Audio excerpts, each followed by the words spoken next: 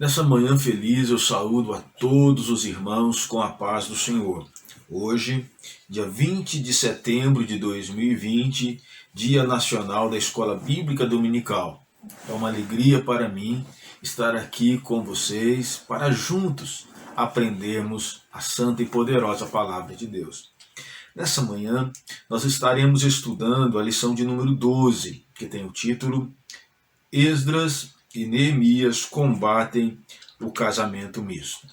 O textuário diz assim: Não vos prendais a um jugo desigual com os infiéis, porque que sociedade tem a justiça com a injustiça, e que comunhão tem a luz com as trevas? 2 Coríntios, capítulo 6, versículo 14. Verdade prática diz: O lar foi instituído por Deus para ser uma bênção, desde que seja observada a orientação divina na sua formação. A nossa leitura bíblica em classe, ela está em alguns trechos de Esdras e Neemias. Esdras, capítulo 9, do 1 ao 4, e Neemias, capítulo 13, 23 a 26, 9, 38 e 10, versos 1, 29 e 30.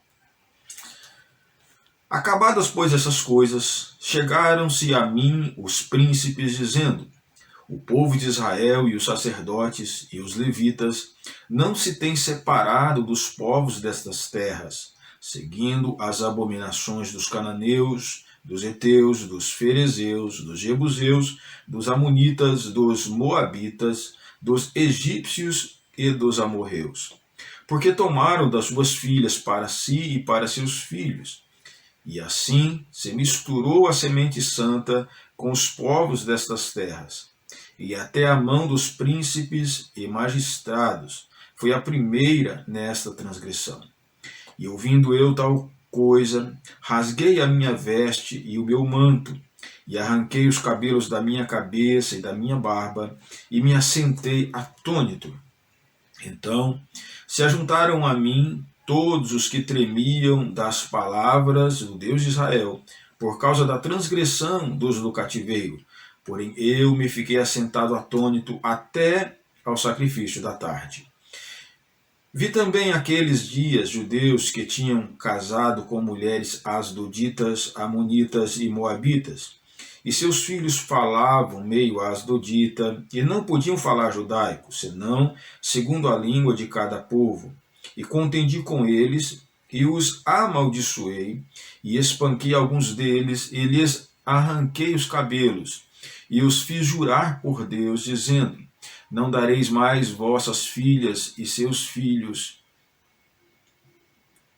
não dareis mais vossas filhas a seus filhos, e não tomareis mais suas filhas, nem para vossos filhos, nem para vós mesmos. Porventura não pecou nisso Salomão, rei de Israel, não havendo entre muitas nações rei semelhante a ele, e sendo amado de seu Deus, e pondo Deus sobre todo Israel? E contudo, as mulheres estranhas o fizeram pecar.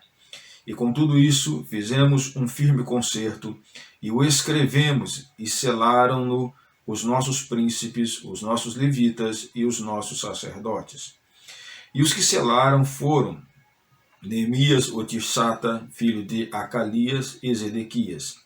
Firmemente aderiram a seus irmãos, os mais nobres de entre eles, e convieram num anátema e num juramento, de que andariam na lei de Deus, que foi dada pelo ministério de Moisés, servo de Deus, e de que guardariam e cumpririam todos os mandamentos do Senhor, nosso Senhor, e os seus juízos e os seus estatutos.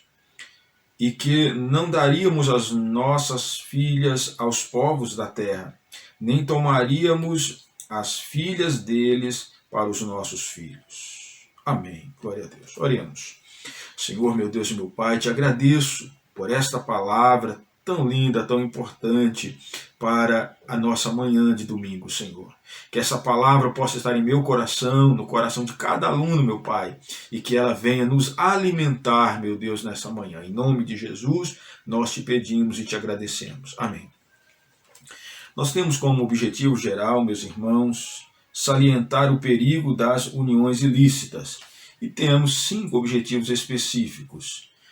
Primeiro, apresentar o combate de Esdras e Neemias com o casamento misto. Depois, explicar o porquê de um judeu não poder se casar com uma pagã. Destacar a sobrevivência do povo judeu. Aconselhar a respeito do casamento de crentes. E, por último, incentive a espera em Deus. Meus irmãos, a lição do nosso trimestre, ela vai falar em princípios divinos em tempo de crise.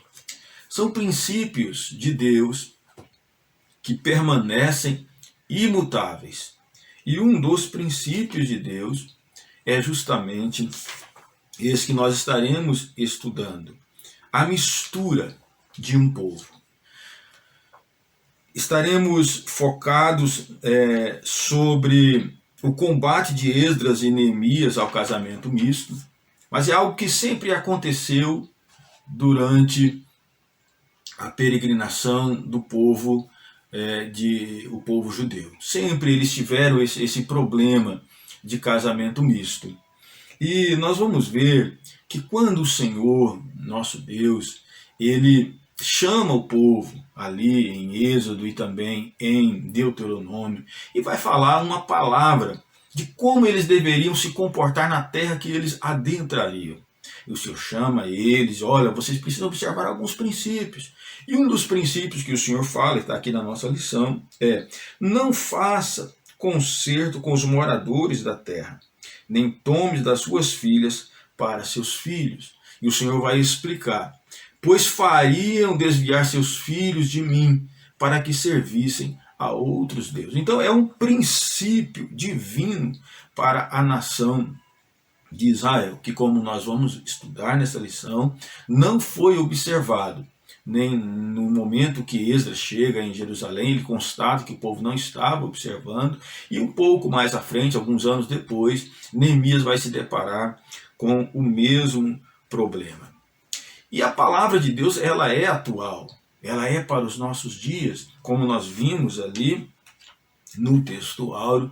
O Senhor nos adverte também, a igreja, que a igreja, ela não pode se prender a um jugo desigual. Então a palavra do Senhor vai nos ensinar, nesses momentos que nós estamos vivendo na terra, uma forma correta de nós vivermos em relação ao casamento. O tópico 1, meus irmãos, vai dizer: Esdras e Neemias combatem o perigo do casamento misto. A ira e a reação de Esdras. Quando Esdras foi informado que muitos judeus morando em Judá haviam casado com mulheres pagãs, ele ficou muito angustiado. Manifestando sua profunda tristeza, rasgou seu vestido, sua capa, e arrancou os cabelos, tanto da sua barba como da sua cabeça, e assentou-se atônito na praça.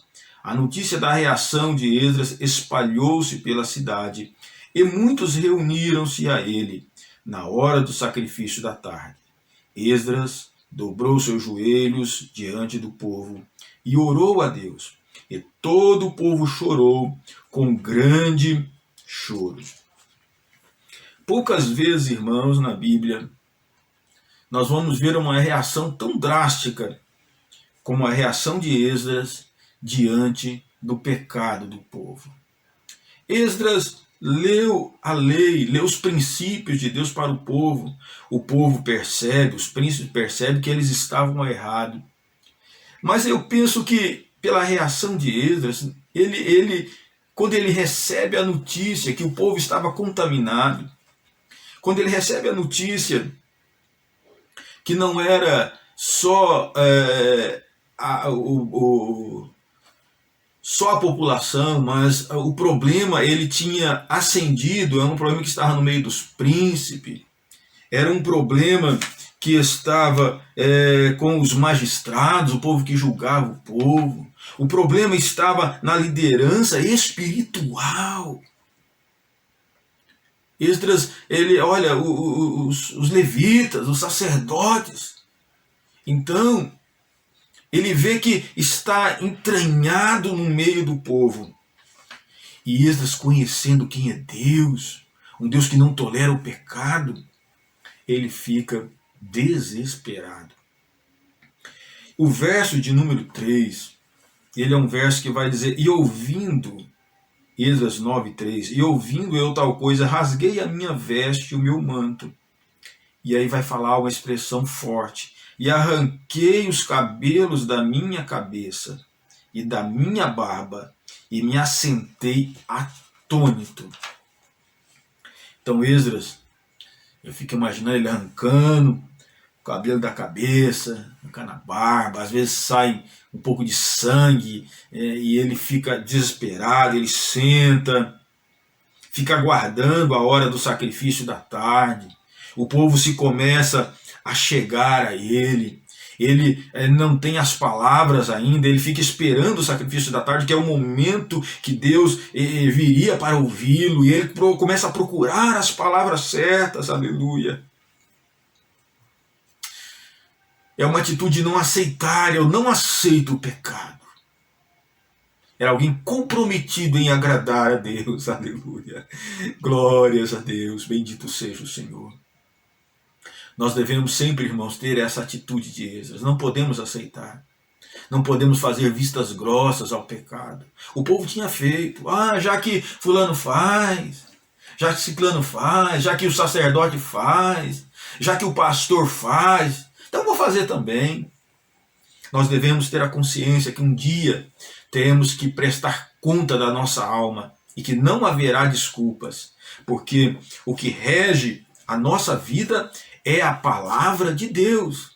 É a palavra de Deus. Por isso a Bíblia nos ensina a nós examinarmos as Escrituras. Esdras, quando olha para o pecado do povo e olha para um Deus justo, um Deus que não tolera, ele pensa: estamos perdidos. Como que vai se resolver uma situação dessa? Ele não tinha receita. Ele só sabia de uma coisa: eu preciso falar com Deus. Eu preciso buscar de Deus a misericórdia. E aquele momento de desespero de Esdras, o povo vai se achegar a ele, alguns, e ele vai orar a Deus. O capítulo número 9, depois você pode ler ele inteiro, ele é muito lindo, o 9, o 10. Mas eu quero ler apenas um verso, o verso 6, 9 e 6, que diz: e disse: meu Deus, estou confuso, envergonhado, para levantar-me a ti a minha face, meu Deus, porque as nossas iniquidades se multiplicaram sobre a nossa cabeça, e a nossa culpa tem crescido até os céus. Aqui, irmãos, não há desculpas. Que não há desculpas. Ele toma a culpa do povo, diz: eu também sou povo, então o povo está em pecado. E ele vai falar palavras bonitas, ele vai repetir o que diz lá em Êxodo e também em Deuteronômio. E ele vai assumir a culpa e vai pedir misericórdia a Deus, aleluia. Misericórdia. Todas as vezes que nós pecarmos, todas as vezes que nós estivermos no erro, não pode haver desculpas. Não pode deixar para lá, para ver depois. Não, irmãos. Devemos tratar o erro. Devemos fazer como Esdras fez. Porque há perigo. Esdras sabia, havia perigo deles não serem mais povo de Deus os deixar. Porque Deus não convive com o pecado. E há perigo constante para as nossas vidas. Se houver pecado, uma característica do povo santo de Deus é a santidade. Se não houver santidade, então nós deixamos de ser povo de Deus. E Esdras sabia muito bem disso. Por isso seu desespero. Por isso aquele momento que ele fica atônito e desesperado. Porque ele sabia que o povo corria sério risco. Atitude de Esdras, o subtópico 2, o tópico 1, diz: o efeito da atitude de Esdras foi imediato. Secanias, um judeu bem conhecido, e que se havia casado com uma mulher estranha, disse a Esdras diante de todo o povo: Agora, pois, façamos concerto com o nosso Deus, de que despediremos todas as mulheres e tudo que é nascido delas, conforme o conselho do Senhor e dos que tremem no mandado do nosso Deus. Faça-se conforme a lei. Disseram a Esdras: levanta-te, pois, porque te pertence esse negócio, e nós seremos contigo, esforça-te. Aqui é uma parte importante da lição, porque é verdade, irmãos, que todas as vezes que nós procurarmos fazer o que é correto, haverá oposições, nós já aprendemos nessa lição. Mas todas as vezes que nós também procurarmos fazer o que é correto, nós sempre poderemos contar com a ajuda de Deus. E, em muitas vezes, Deus prepara pessoas para nos ajudar. Pessoas que veem que nós queremos fazer o correto. E pessoas que colocam o ombro debaixo da carga e dizem: eu vou te ajudar. Faça que você tenha o meu suporte. Aleluia, glória a Deus. Bendito seja Deus. E Secanias foi esse homem, se levantou e disse: vamos lá, Esdras, pode fazer. Você, é como Deus te deu essa autoridade. E conta conosco. E o subtópico 3 vai falar sobre o arrependimento do povo. Esdras levantou-se e ajuramentou todos que fariam conforme as palavras de Secanias, e o povo jurou. Todos os que haviam retornado do cativeiro foram convocados, e Esdras falou-lhes. A palavra de Deus novamente repetiu o erro deles e chamou-lhes a consertar o que estava errado. E eles atenderam. Eles se comprometeram a mudar. Eles se arrependeram. Arrependimento, meus irmãos, é mudança de atitude. A palavra de Deus diz: aquele que confessa e deixa alcançará misericórdia. Fiquei pensando nesse momento lá em Jerusalém. Momento tão triste, momento também alegre. Dois sentimentos. Felizes por poder acertar, por voltar aos preceitos de Deus. Mas havia também muita tristeza. Imagina uma família agora já formada, o marido judeu ter que despedir a mulher que não é judia, e junto com ela o filho, né, já cria um laço de amor. Então houve muita tristeza. E normalmente, irmãos, o pecado traz muitas tristezas, trazem muitas consequências. E principalmente nessa área do casamento errado, traz consequências que muitas vezes duram para uma vida toda. E esse povo, infelizmente, teve que colher essa triste consequência, mas fizeram o que era correto. Bendito seja o Senhor. Ainda nesse subtópico 3, o comentarista, meus irmãos, ele vai falar sobre que o problema ele volta a acontecer com Neemias. Aqui há uma confusão cronológica, né? Porque não é antes de Esdras, Neemias é depois. Nós aprendemos desde o início das lições que Neemias ele chega 13 anos depois de Esdras, né? E nós vemos que quando ele se apresenta para o rei Artaxerxes é no 20º ano. E alguns meses depois ele chega a Jerusalém. E aí Neemias ele vai governar por 12 anos. 12 anos. Nós podemos ver que o governo dele é 12 anos. É justamente nessa passagem que ele fala que é Neemias 13, Neemias 13. Nós vamos ver que Neemias 13, o verso 4, vai dizer sobre o problema. Ora, antes disso, Eliasibe, sacerdote, que presidia sobre a câmara da casa do nosso Deus, se tinha aparentado de Tobias. Aqui ele vai citar alguns abusos, alguns problemas que ele encontra. E no verso 6 ele vai explicar quando que aconteceu isso. Mas durante tudo isso, não estava eu em Jerusalém, porque no ano 32 de Artaxerxes, rei da Babilônia, vim eu ter com o rei. Mas ao cabo de alguns dias, tornei a alcançar licença do rei. Então, Neemias ele chega 13 anos depois de Esdras, e ele governa durante 12 anos, e aí a Bíblia fala que ele tem que voltar ao rei Artaxerxes, né? Então, e depois de um tempo ele volta, então, ele encontra esse problema nessa sua segunda vinda. Então 13 anos mais 12 de reinado, nós temos aí pelo menos 25 anos. Então, aproximadamente 25 anos após a chegada de Esdras em Jerusalém, Neemias encontra o mesmo problema. E o que importa, na verdade, é isso, né? Que Neemias, ele encontra o mesmo problema. Um problema que aparentemente tinha sido resolvido lá atrás, mas agora o mesmo problema. Neemias encontra que o povo, vários judeus, inclusive alguns sacerdotes, haviam se casado com mulheres estranhas. Então nós vamos ver que havia se aparentado com Tobias.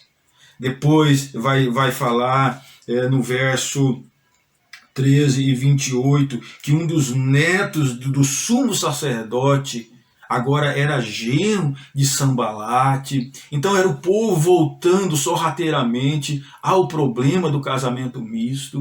E a Bíblia vai citar que, imagine, irmãos, um neto do sumo sacerdote agora genro de Sambalate. Que tristeza, homem, né, homem que foi grande opositor da obra de Deus. Que tristeza para Neemias. E Neemias vai tratar o problema de novo, vai destituir sacerdotes, vai fazer o povo jurar, né, perante Deus para fazer o que é correto novamente. É triste porque o homem, ele comete o pecado, e lá na frente a tendência é do pecado, né? Por isso que nós devemos estar sempre aos pés do Senhor.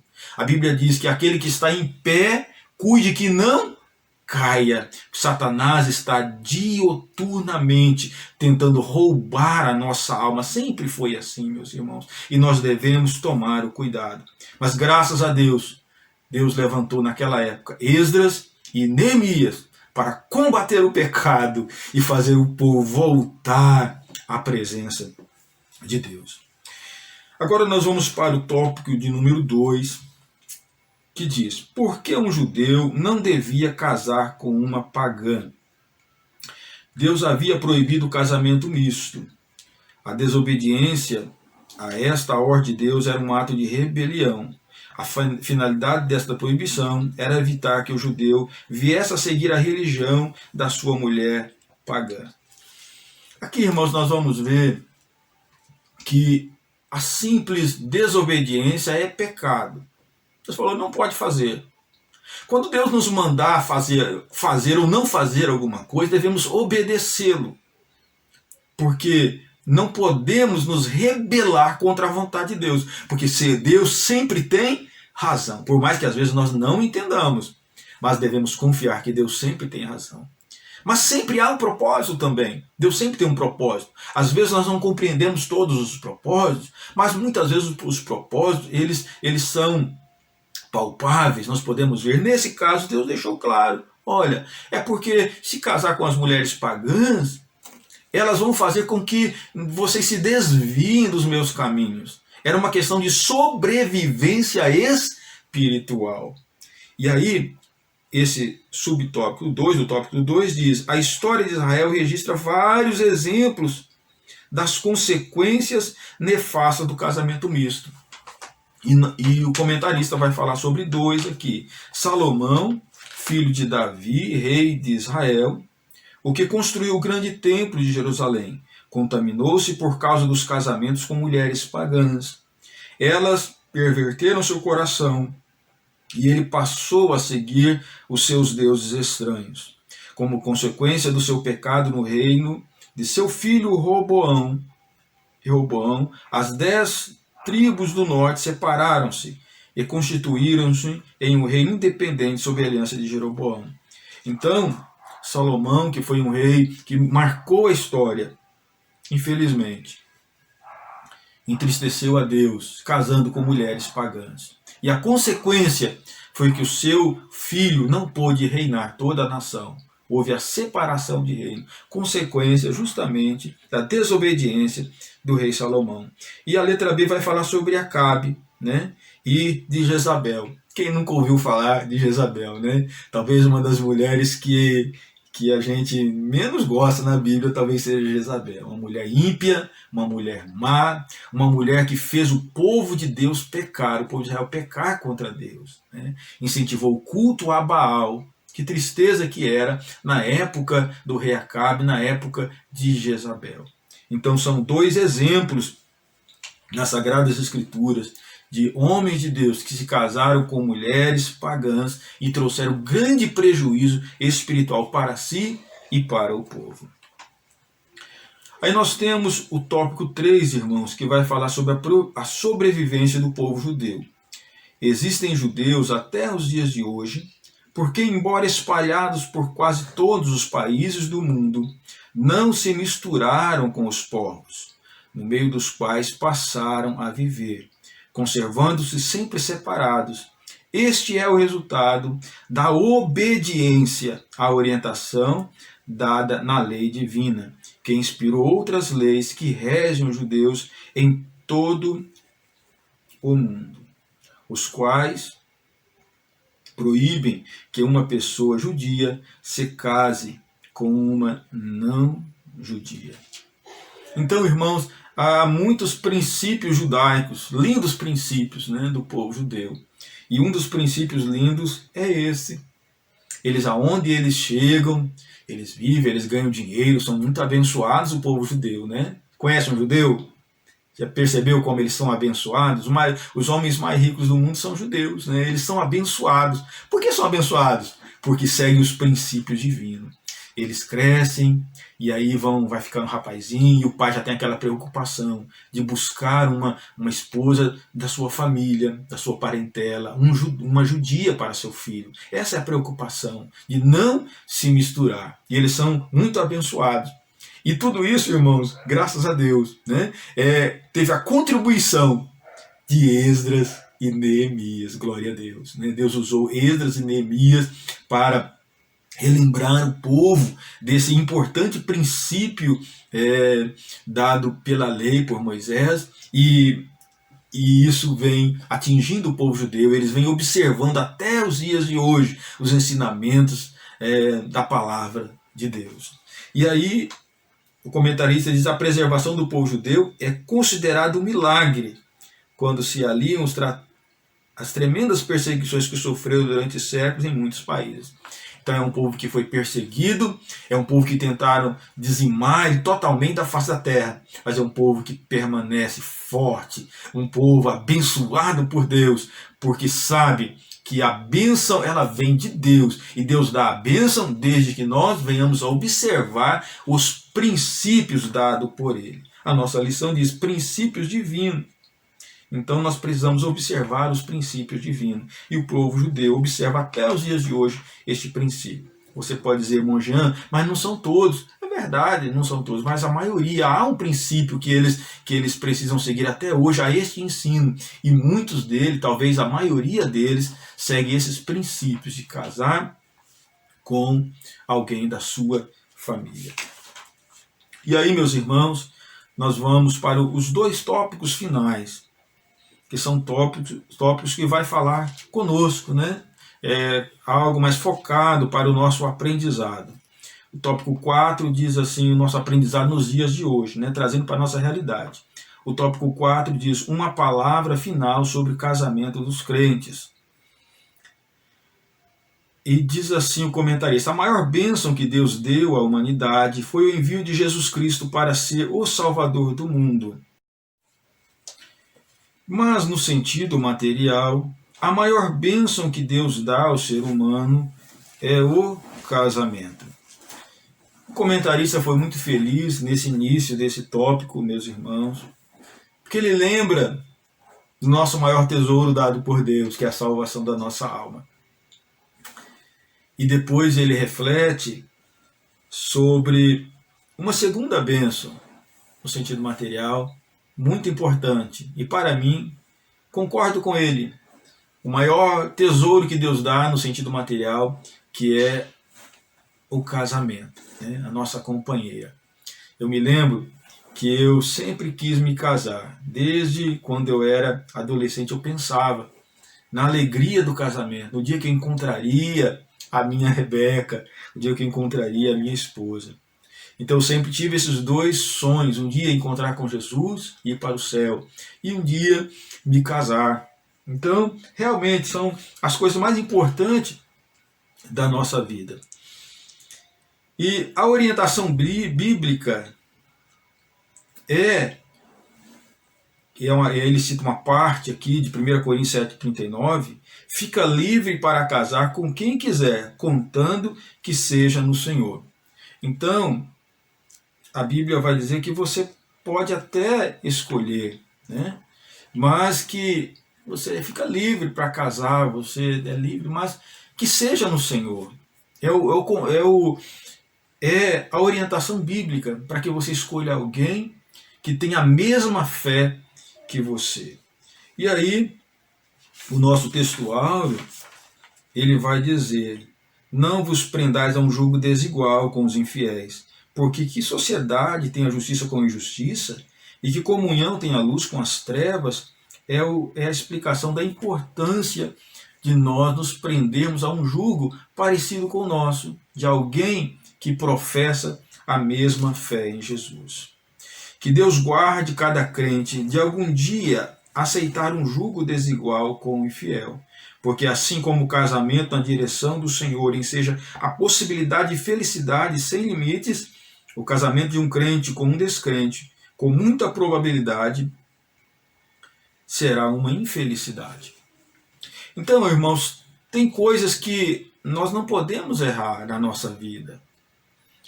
Nós não podemos errar em relação à salvação da alma, né? Imagina ficar nessa terra, imagina ir para o inferno, é algo terrível, não podemos errar nisso. E também, irmãos, não podemos errar, viu, jovem? Não pode errar em relação ao casamento. É melhor ficar solteiro do que casar errado. É muito triste você casar, uma pessoa casar com um infiel. Porque serão pessoas que terão pensamentos diferentes. Aquele que é servo de Deus, ele pensa nas coisas do céu. Ele pensa em agradar a Deus. Ele pensa em um dia encontrar o Senhor. Ele pensa em trabalhar na obra de Deus. Mas aquele que não serve a Deus, ele pensa nas coisas terrenas. Então, ele pensa em se dar bem nessa vida. E às vezes fazendo coisas erradas. Então ele não tem os mesmos sonhos, os mesmos objetivos. E há um choque de pensamento, de ideias. E haverá, na maioria das vezes, muitas tristezas. E o casamento, quando são dois servos de Deus, sempre há problemas no casamento, né? Porque o casamento ele é uma sociedade de pessoas diferentes, mas quando são pessoas servos de Deus, há algumas coisas que os aproximam, seus pensamentos. Ambos são dominados pelo Espírito Santo. O Espírito Santo habita em ambos. Ambos têm a Bíblia como regra de fé. Então eles vão caminhando por caminhos parecidos e eles têm uma vida, a probabilidade de ter muita felicidade no lar, porque ambos têm os mesmos pensamentos, são o mesmo povo, querem ir para o mesmo lugar. Então, há grande possibilidade de haver muita felicidade nesse lar. O comentarista vai dizer aqui também: casamento é uma união total entre homem e mulher. Jesus disse: não são mais dois, mas uma só carne. Isto fala de uma perfeita união entre os cônjuges, envolvendo o corpo, a alma e espírito de ambos. Casando-se o crente com o que não é crente, pode naturalmente obter união de corpo em parte da alma, mas é impossível que haja união de espírito. Então, a união da carne, geralmente as pessoas que casam com um jugo desigual, com alguém que não é crente, se casa por uma atração física, se casa pelo problema da carne. Mas aí, a hora que se casa, percebe-se que não há compatibilidade espiritual, e aí começa um grande problema, né? Os filhos que vão nascer naquele lar terão duas formas de pensar. E aquele que serve a Deus vai ter dificuldade em guiar seus filhos no caminho do Senhor. Irmãos, hoje quando os pais já são crentes, os pais servem a Deus, já é tão difícil. Imagina um casamento onde um deles não serve a Deus. Eu já tive a infelicidade de atender alguns casais onde um dos cônjuges não é crente. Que tristeza! Quantas reclamações! A pessoa pedindo ajuda e a gente ajuda, né? Mas a gente nota que houve um problema lá atrás, um problema que poderia ser evitado se essa pessoa escolhesse melhor. Aí você nessa manhã vai dizer, irmão Jean, mas muitos, eles se casaram lá, ambos não eram crentes, e agora um deles aceitou a Jesus. O que fazer? Nós vamos orar. O mesmo Deus que salvou você, vai salvar o seu cônjuge. Glórias a Deus, bendito seja o Senhor. Nós estaremos orando, creia na bênção, creia na conversão do seu marido, creia na conversão da sua esposa. Mas você, jovem, você que vai tomar a decisão, precisa agir conforme a palavra de Deus. E nós vamos para o nosso último tópico, que vai falar espera em Deus. Findamos esse estudo sobre o casamento misto, onde a palavra de Deus é muito clara nesse apelo. Espera em Deus. Jovem, o seu desejo de ter um lar, experimentar a riqueza do amor de um companheiro ou de uma companheira é natural. Então, esse sentimento que eu tinha, que você tem, é normal, é de Deus. Desejo de ter um casamento, de ser feliz, ter os filhinhos, né? Sei lá quantos filhos você quer, não sei se 10, ou 5, ou 3, ou 2, não sei, né? Mas isso vem de Deus. Querer um casamento vem do Senhor. E aí o comentarista diz assim, lembra-te de que Deus ouve a oração. E vai citar o exemplo de Eliezer. Eliezer foi em busca de uma esposa para Isaac, amando de Abraão. Mas ele não sabia o que fazer, não sabia achar a pessoa correta. O que ele fez foi orar, foi buscar a Deus, né? E aí Deus o orientou como ele faria para encontrar essa pessoa. Aí você pode dizer assim, pastor Jean, eu vou esperar, mas eu queria também dar uma procurada. Então, procure com os olhos espirituais. Procure dentro da casa de Deus. Uma escolha precipitada, olhando somente para o que está diante dos olhos, pode impedir que recebas aquele ou aquela que Deus tem preparado para ti. Entrega, pois, a tua vida e o teu futuro, aí vai citar Salmo 68:6. Deus faz com que o solitário viva em família.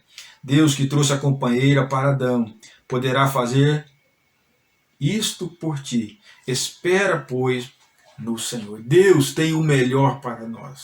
Eu me lembro que eu sempre pensei nisso, uma coisa assim, eu sempre pensei em casamento. E como eu sempre fui crente, eu nunca tive relacionamentos com as moças, eu sempre fui crente desde pequeno. Eu não sabia como que era esse negócio de casamento. Então eu orava a Deus, desde adolescente. Eu orava a Deus, tenha misericórdia, prepara uma esposa para mim. A minha oração, aí eu falava as características, eu queria as características da minha esposa, né? Fora aquele negócio de ser bonita e tal. A característica que mais eu falava para o Senhor era essa: Deus, me dê alguém que ame mais a ti do que a mim. Eu não sabia direito como que era esse negócio de casamento. Então eu pensava assim, se Deus me der uma pessoa que ame mais a Ele do que a mim, como eu amo a Deus muito também, então vai dar certo. Porque nós dois amaremos o Senhor e por amor ao Senhor seremos capazes de renunciar tudo para vivermos bem nessa terra. Então, espera no Senhor. Deus é aquele que conhece o seu coração. Aí alguém que está ouvindo essa ministração pode dizer, irmão Jean, eu já sou casado, eu já escolhi. Esse ensino serve para você orientar seus filhos, serve para você orientar seus parentes, seus amigos. O ensino que você aprendeu nessa manhã precisa ser propagado, precisa ser replicado para outros que precisam da sua ajuda.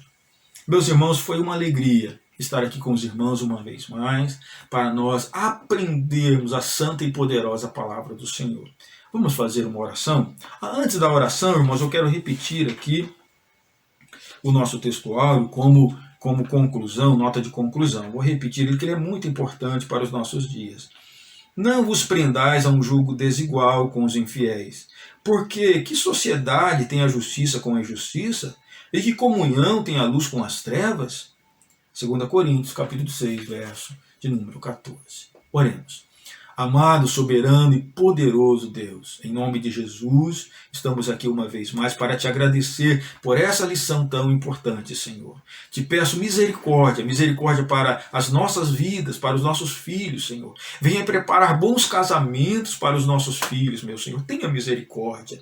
Ó Deus, que possam ser rapazes, moças, tementes a Ti, Senhor. Que as nossas famílias, Senhor, possam ser felizes em um casamento cristão. A que não venha, Senhor, se prender a um jugo desigual. Tenha misericórdia, Senhor. Te apresento também aquelas irmãs que são casadas com pessoas que ainda não são crentes. E te apresento os irmãos também, Senhor, que são casados com mulheres que ainda não são crentes. Eu te peço, tenha misericórdia deles nessa manhã, Senhor. Venha dar a tua bênção, venha salvar.